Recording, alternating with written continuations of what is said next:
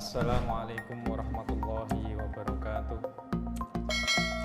Teman-teman kelas 6 yang dirahmati Allah Subhanahu wa taala. Bagaimana kabar kalian? Mudah-mudahan dalam keadaan sehat walafiat dan selalu dilindungi oleh Allah Subhanahu wa taala dari berbagai macam penyakit berbahaya, khususnya yang disebabkan oleh virus COVID-19. Bismillahilladzi la yadurru ma'asmihi syai'un fil ardi wala fis sama' wa huwas samiul alim. Amin amin ya rabbal alamin. Teman-teman sekalian yang dirahmati Allah Subhanahu wa taala, pada kesempatan kali ini kita akan belajar tematik 1, selamatkan makhluk hidup, subtema 2, hewan sahabatku.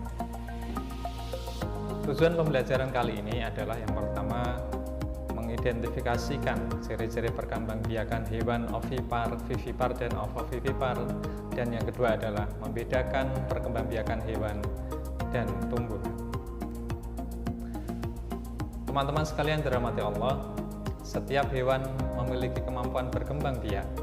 Dengan berkembang biak, hewan dapat melestarikan keturunannya. Bagaimana cara hewan berkembang biak? Apakah teman-teman tahu? Sebetulnya pertanyaan tersebut telah dijawab oleh Al-Quran sekitar 14 abad tahun yang lalu pada surah An-Nur ayat 45. Bismillahirrahmanirrahim. Wallahu khalaqa kulla dabbatin mimma in faminhum may yamshi ala badnihi wa minhum may yamshi ala rijlain wa minhum may yamshi ala arba' yakhluqullahu ma yasha' Innallaha ala kulli syai'in qadir. Dan Allah telah menciptakan semua jenis hewan dari air, maka sebagian dari hewan itu ada yang berjalan di atas perutnya dan sebagian berjalan dengan 2 kaki, sedang sebagian yang lain berjalan dengan 4 kaki. Allah menciptakan apa yang dikehendakinya, sesungguhnya Allah Maha Kuasa atas segala sesuatu. Shadaqallahul adzim. Dari ayat tersebut bisa disimpulkan bahwa hewan diciptakan atau berkembang biak dengan air. Air dalam hal ini adalah, mohon maaf, sel kelamin jantan ketika bertemu dengan sel kelamin betina, yang disebut dengan perkembangbiakan secara generatif atau secara kawin. Akan tetapi ada beberapa jenis hewan yang berkembang biak melalui air, tanpa melalui air, yang disebut dengan vegetatif atau perkembangbiakan tanpa kawin. Teman-teman sekalian yang dirahmati Allah Subhanahu wa taala, pada pertemuan sebelumnya kita telah membahas perkembangbiakan pada tumbuhan, di mana dibagi menjadi 2, yaitu dengan cara vegetatif dan generatif. Pun sama pada hewan, dia juga berkembang biak dengan 2 cara, yaitu secara vegetatif dan generatif. Untuk perkembangbiakan secara vegetatif, yang pertama yaitu dengan cara membelah diri. Hewan yang dapat membelah diri umumnya adalah pada hewan bersel 1. Hewan ini tidak bisa dilihat dengan mata langsung, melainkan harus dengan bantuan alat mikroskop. Contohnya adalah amuba, protozoa, paramecium, dan virus. Untuk lebih jelasnya, teman-teman bisa melihat video berikut ini. Nah, inilah teman-teman penampakan hewan amuba dilihat dari alat bantu mikroskop. Nah, bisa dilihat ya teman-teman. Nah, amubanya sudah mulai membelah diri. Awal mulanya dia membelah inti selnya, kemudian baru diikuti dengan pembelahan selaput selnya. Nah, akhirnya bisa terbelah menjadi 2. Nah, menarik sekali ya teman-teman tadi videonya. Ya, ternyata hewan sekecil amuba pun dapat berkembang biak ya, atas izin Allah, atas takdir Allah dengan cara membelah diri. Nah, untuk berikutnya yaitu vegetatif dengan cara tunas atau berkembang biak dengan tunas. Hewan yang dapat berkembang biak dengan tunas contohnya adalah pada anemon laut dan hidra. Nah, untuk lebih jelasnya kita simak kembali video berikut ini. Bisa dilihat teman-teman, ini adalah gambar ilustrasi hewan hidra yang tinggal di air tawar.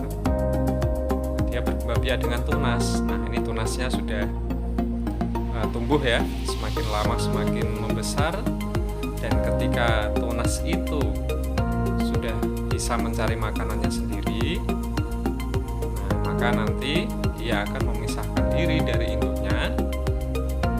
Nah ini ya, sudah mulai memisahkan diri dari induknya dan akhirnya menjadi individu baru.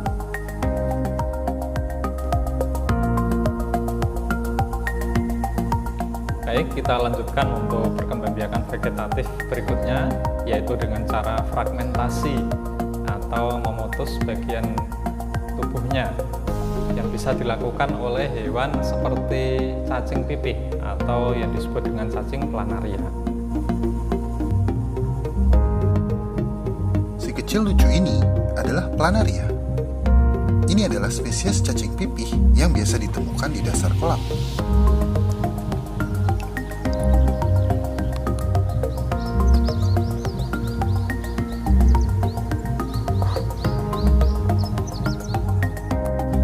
Tapi ia memiliki kekuatan super yang sangat istimewa, yang sangat ingin dimanfaatkan oleh para ilmuwan.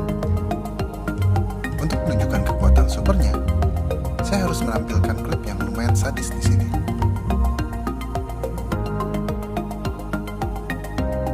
Oke, jangan khawatir. Gak apa-apa. Serius.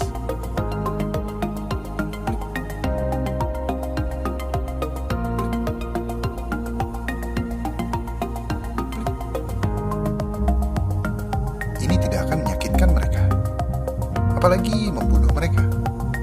Bagi kebanyakan hewan, ini adalah game over. Is dead. Maksud saya, ini hanyalah gumpalan daging, tanpa kepala dan tanpa ekor. Tapi coba kita lihat seminggu kemudian. Lihat bintik-bintik kecil itu. Bintik itu adalah mata baru yang tumbuh dari awal, tetapi masih terlihat seperti gumpalan. Di hari ke-12, mereka mulai terlihat normal, seperti planaria. Ia menumbuhkan kepala yang baru, serta ekor yang baru. Kita melanjutkan untuk perkembangbiakan hewan secara generatif atau secara kawin. Yang pertama adalah berkembangbiak dengan cara bertelur atau disebut dengan istilah ovipar. Dan yang kedua, berkembangbiak dengan cara melahirkan atau disebut dengan vivipar. Dan yang ketiga adalah berkembangbiak dengan cara bertelur sekaligus melahirkan atau dikenal dengan istilah ovovivipar.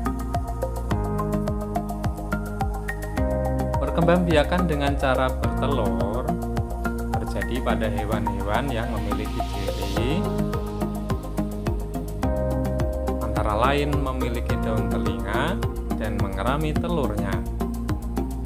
Contoh hewan yang berkembangbiak dengan cara bertelur diantaranya adalah ayam, burung, katak, ikan, dan bebek. Kemudian perkembangbiakan hewan dengan cara melahirkan terjadi pada hewan yang memiliki ciri-ciri yaitu memiliki daun telinga, memiliki kelenjar susu, dan tubuhnya ditutupi oleh rambut, atau disebut dengan hewan mamalia. Contoh hewan yang berkembangbiak dengan melahirkan adalah sapi, kambing, landak, lumba-lumba, dan paus. Dan yang ketiga, perkembangbiakan hewan dengan cara bertelur dan sekaligus melahirkan dialami oleh hewan-hewan yang tidak memiliki ciri-ciri khusus. Contoh hewan yang dapat berkembangbiak dengan cara ovovivipar antara lain adalah ikan hiu, kuda laut, dan platypus. Teman-teman sekalian yang dirahmati Allah, alhamdulillah hari ini kita mendapat tambahan ilmu. Mudah-mudahan menjadi ilmu yang bermanfaat dan barokah, dan mudah-mudahan melalui ilmu ini kita dapat menambah keimanan kita dan ketakwaan kita pada Allah Subhanahu wa taala, menunjukkan betapa besarnya kuasa Allah dalam menciptakan alam semesta ini dan bahkan menentukan bagaimana cara perkembangbiakan makhluk hidupnya. Nah, sebagai bahan evaluasi, teman-teman mengerjakan buku LKS halaman 10, tugas ayo menulis dan ayo berlatih. Kiranya demikian yang bisa Pak Hitam sampaikan. Apabila ada kurang lebihnya mohon dimaafkan. Wal afu minkum. Wassalamualaikum warahmatullahi wabarakatuh.